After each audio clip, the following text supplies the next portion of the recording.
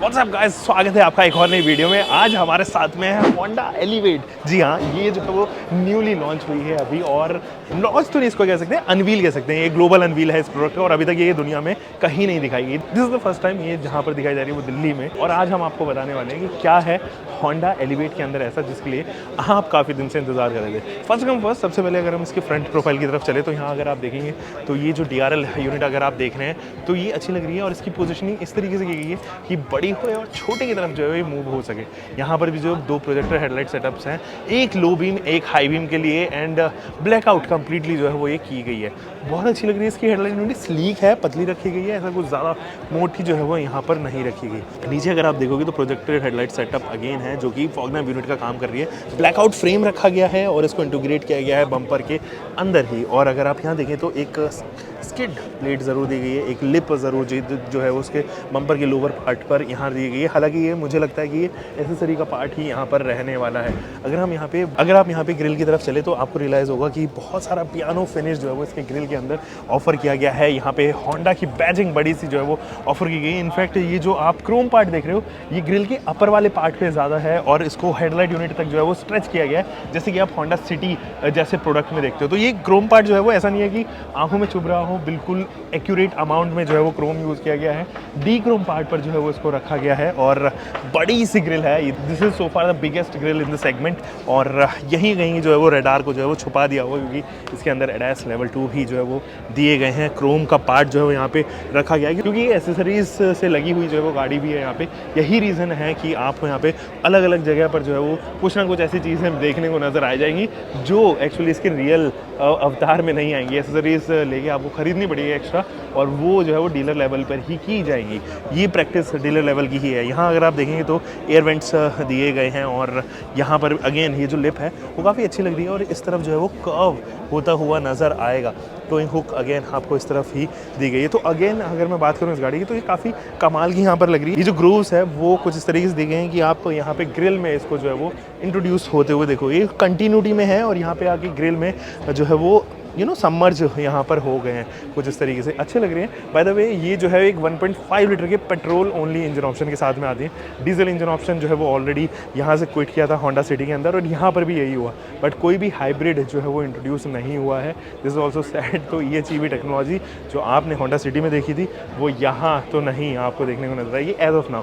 हो सकता है मे बी क्योंकि हाईराइडर के अंदर एंड आपने जो है वो ग्रैंड विटारा के अंदर ये एक हाइब्रिड अवतार देखा है, तो हो सकता है मे बी जब रिलीज़ की जाए, जब लॉन्च की जाए, तब यहाँ पर इंट्रोड्यूस हो जाए। बट अनवीलिंग में तो ये नहीं है। और इस का जो रियल लाइफ माइलेज है वो तकरीबन 12 से 13 किलोमीटर पर लीटर के करीब का है। वो यहाँ पर माइलेज ज़रूर ऑफर होता है। थोड़ा सा साइड प्रोफाइल में चलता हूँ आपको लेके, और वहाँ पे बताता हूँ कि ये टायर साइज़ जो है वो कितने साइज़ के हैं। सो गाइज़, अगर आप यहाँ पे देखें तो आपको ये जो टायर साइज़ देखने को नज़र आ रहा है ये है 215, 55 रेडियल 17 इंचेस के tyres, diamond cut alloy wheels हैं। एंड ये जो प्लास्टिक की क्लैडिंग है थ्रू आउट द बॉडी है, ये पीछे तक जाती है, और पीछे जो है सबमर्ज अगेन हो जाती है। इनफैक्ट ये देखिए एक्स्ट्रा पार्ट जो है वो यहाँ पर ग्रूव किया गया है, इसको जो है वो मूव किया गया है। एलिवेट की बैजिंग, जैसे कि आप यहाँ पे और गाड़ियों में आजकल देख रहे हो, यहाँ पे जो बैजिंग आ जाती है, या तो किस तरीके का इंजन यूज़ किया गया उसकी बैजिंग आ जाती है, या फिर जो ब्रांड है उसकी बैजिंग आ जाती है। यहाँ पे एलिवेट की जो है वो बैजिंग दी गई है। और यहाँ अगर आप देखेंगे तो यहाँ पर है ये ORVM जो कि डुअल टोन ट्रीटमेंट के साथ में आता है। टर्न इंडिकेटर इसी के अंदर दिया गया है, ब्लैकआउट किया गया है इसका नीचे वाला पोर्शन, एंड लेन चेंज के लिए एक कैमरा भी जो है वो यहाँ पे दिया गया, ताकि ये आपको असिस्ट कर सके, बता सके कि कोई साइड से जो है वो गाड़ी यहाँ पे आ रही है। फिलहाल अगर आप इस वाले पार्ट पे देखोगे तो ये रेन वाइजर दिया गया है, एक रूफ रेल बड़ा सा जो है वो ऑफर किया गया है। एंड इसकी टॉप प्रोफाइल से अगर आप देखें तो यहाँ पर जो है वो एक सन रूफ जो है वो ऑफर की गई है।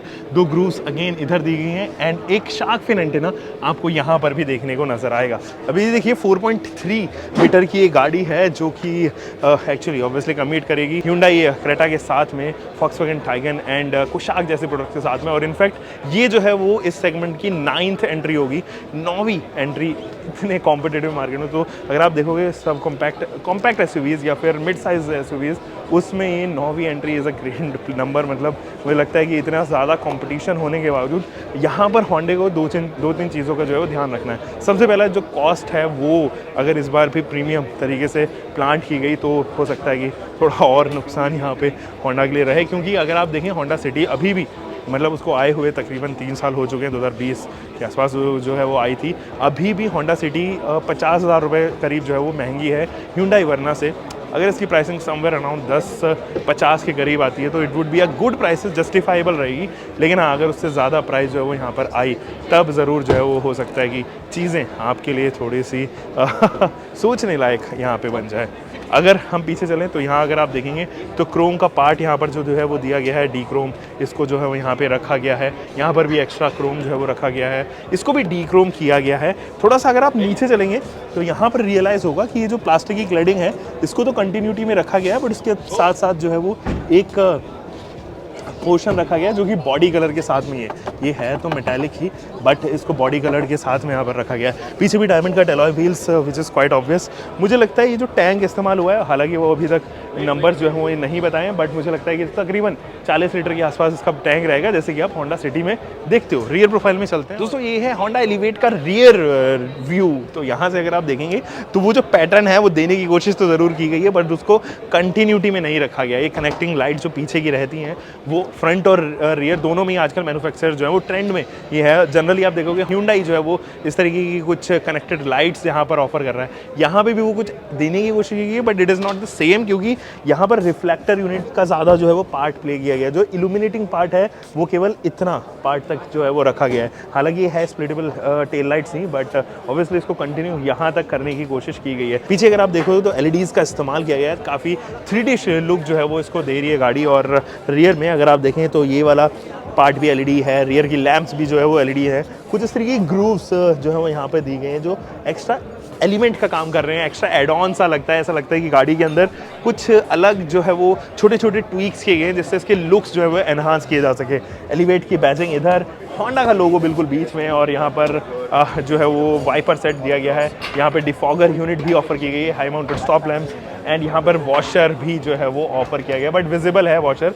हाई माउंटेड स्टॉप लैम्प्स जो है वो इसका पार्ट नहीं है, यहाँ पर जिसको जो है वो रखा गया है। अगेन नीचे अगर हम चलें तो 4 सेंसर्स हैं, एक रिवर्स पार्किंग कैमरा भी ऑफर किया गया है और रिफ्लेक्टर यूनिट दी गई है। पीछे भी ये जो है वो कुछ एक्स्ट्रा पार्ट, ऑब्वियसली ये एसेसरी का पार्ट है क्योंकि ये एसेसरियल वेरिएंट ही है जिसको हम फिलहाल एक वॉक अराउंड दे रहे हैं। तो पीछे ऐसा लगेगा कि एग्जॉस्ट वॉल्व की ओपनिंग है, बट ऐसा नहीं है, ये फेक है और फॉक्स आप इनको कह सकते हो। बट हाँ, ट्रिपल टोन ट्रीटमेंट ज़रूर इसके रियर प्रोफाइल में यहाँ ऑफर होती हुई नजर आएगी। हाइट डिसेंट इनफ, मुझे लगता है क्रेटा या हल्का सा क्रेटा से कम ही है ये।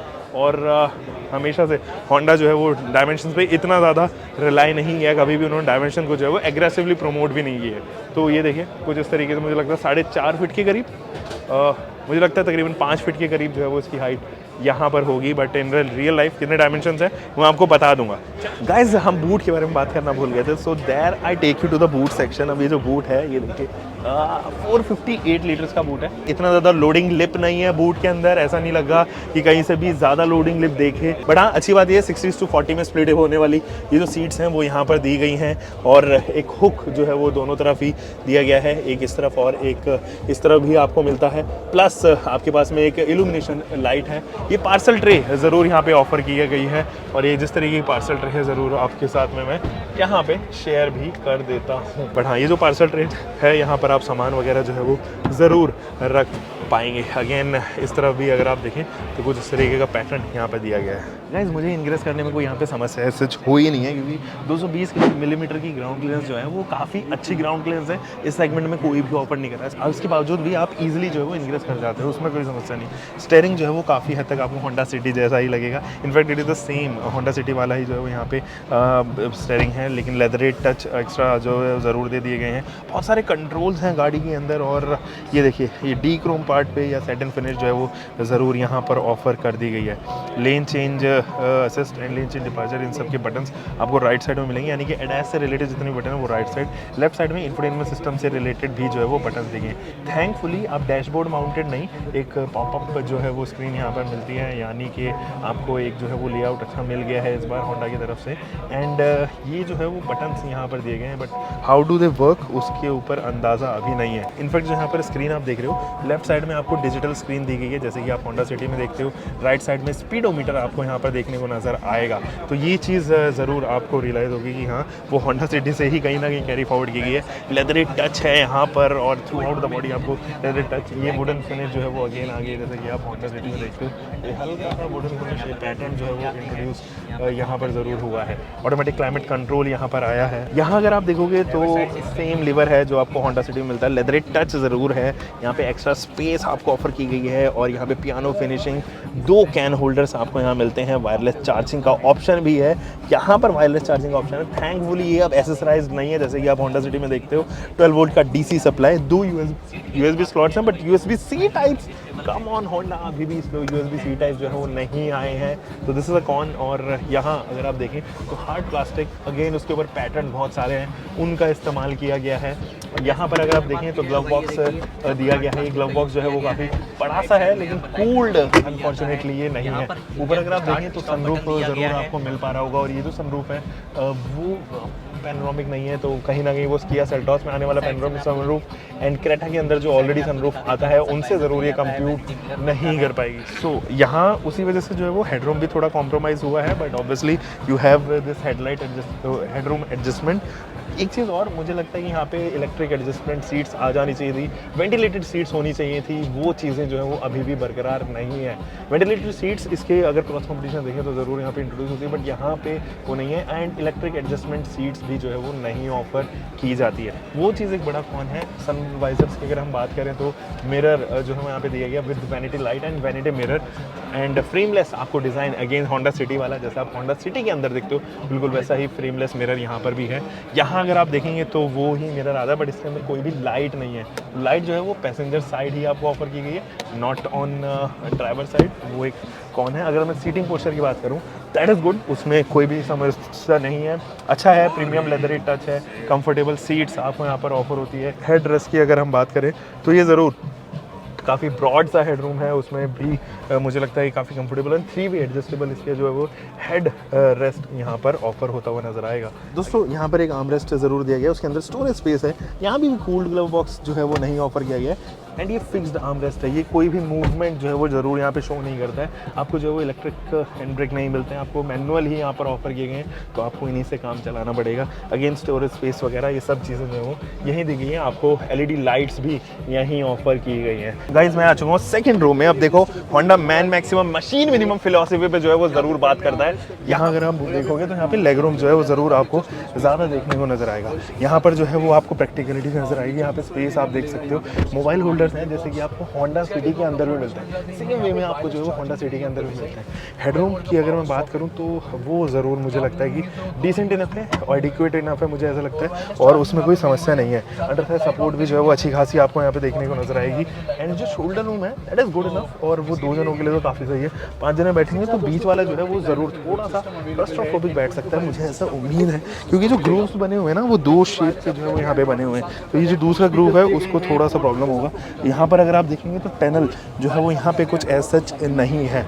इस तरफ भी अगर आप देखेंगे तो AC के वेंट्स जो है वो यहाँ पे दिए गए हैं और कंट्रोल्स यहाँ पर ऑफर किए गए हैं। यहाँ पर भी जो है वो लेदरी टच जो है एक्स्ट्रा एड ऑन किया गया है, वो मुझे लग रहा है। सनरूफ ज़रूर जो है वो पैनोरामिक सनरूफ नहीं ऑफर की गई है, और यहाँ पर जो है वो आपको लाइट ऑन एंड ऑफ का जो है कुछ इस तरीके से। हेड रेस्ट के बारे में बात करूँ तो एडजस्टेबल हेड रेस्ट आपको यहाँ दिए गए हैं, अच्छे लग रहे हैं। लेदरी टच है, वैसे ही है जैसे होंडा सिटी में मिलते हैं, बट होंडा सिटी में फिक्स्ड आते हैं। यहाँ पर एक बीच में जो है वो आपको हेड रेस्ट ज़रूर मिल सकता है, वो ज़रूर यहाँ पे होंडा ने मिस आउट किया है। अगेन यहाँ पर फाइनली जो रिक्वेस्ट है वो यहाँ पे सुन ली गई है, क्योंकि आप अक्सर ना फ्री फॉलिंग जो है वो आर्म रेस्ट यहाँ पर देखते थे कैन होल्डर के साथ में, उसमें थोड़ी सी प्रॉब्लम थी। तो ये उस चीज़ को अगर हम देखें तो वो अब फिक्स हो गई है, वो फ्री फॉलिंग नहीं है, अब वो फिक्स्ड यहाँ पर रखा गया है। सो यस, रूम के मामले में मुझे लगता है काफ़ी रूमी यहाँ पर जो है वो ये है, और under Thai support is nice, उससे मैं काफ़ी खुश हूँ। पीछे के AC वेंट्स, 12 वोल्ट का DC सप्लाई केवल एक ही दिया गया, बहुत सारे 12 वोल्ट का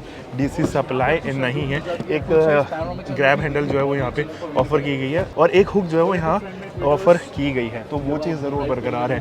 बस यहाँ पे इस्तेमाल किया है एक 1.5 लीटर का DOHC यानी डुअल ओवरहेड्स कैम्स वाला जो इंजन है, वो ये इंजन ऑलरेडी आप होंडा सिटी के अंदर देखते हो, बट इसके अंदर कोई भी hybrid engine option as of now तो जो है वो होंडा ने नहीं बताया। ऑब्वियसली ये अनवील है, प्रोडक्ट अनवील है, हो सकता है जब ये लॉन्च की जाएगी तो अलग फीचर्स और मैकेनिकल्स के साथ में ऑफर की जाए। ये जो इंजन है वो एक 121 PS की पावर प्रोड्यूस करेगा और यहाँ पे आपको ऑफर करेगा तकरीबन 145 न्यूटन मीटर का टॉर्क। हो सकता है होंडा सिटी EHEV की बहुत ज़्यादा सेल्स ना होने की वजह से इसके अंदर भी जो है वो हाइब्रिड ना इंट्रोड्यूस किया गया हो। और अगर मैं बात करूँ, ये जो इंजन है it will somewhere around give you 12 to 13 kilometre पर लीटर ऑफ माइलेज, इतना ही माइलेज जो है वो यहाँ पर ऑफर करेगा। और साथ ही अगर हम बात करें इसके ट्रांसमिशन के बारे में, तो 6 स्पीड मैनुअल ट्रांसमिशन के साथ में एक एडवांस्ड CVT जो है वो यहाँ पर ऑफर किया जाएगा। अब ये जो इंजन है वो है तो काफ़ी रिफाइंड, आप होंडा सिटी में इसको देखते हुए आए हो, बट जब इस सेगमेंट की और गाड़ियों के बारे में बात करते हो, जैसे कि आप फॉक्सवैगन एंड स्कोडा की Kushaq and Taigun plus Creta के बारे में बात करते हो, तो उनके पास में एक परफॉर्मेंस इंजन है जो यहाँ पर अभी जो है वो लैग कर रहा है। होंडा के पास में कोई भी सच परफॉर्मेंस इंजन जो है वो नहीं है, जहाँ पर ये उन लोगों के लिए जो एंथुजियास्ट लोग हैं वहाँ पर कमी जो है वो ज़रूर इस इंजन के साथ में रहेगी, क्योंकि ये इंजन लैगी तो नहीं है बट ऑब्वियसली इतना ज़्यादा परफॉर्मेंस ओरिएंटेड भी नहीं है कि हम इसको क्रॉस कॉम्पिटिशन के साथ में देखें।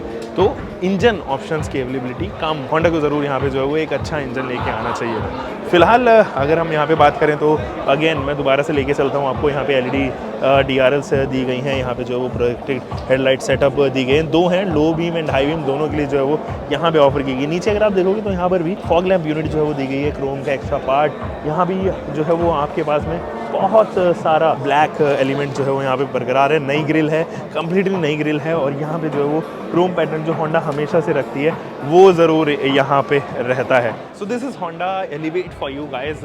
हम तो काफ़ी पसंद आया प्रोडक्ट, जब चलाएंगे तब और हमें पता चलेगा कि किस तरीके का प्रोडक्ट ये है। हम जानेंगे दोस्तों एक और नई वीडियो में, आप तब तक के लिए हमारे साथ बने रहें, सुरक्षित चलें। Until for next time, bye bye, keep living car bike whatever vehicle you are having, drive safe guys.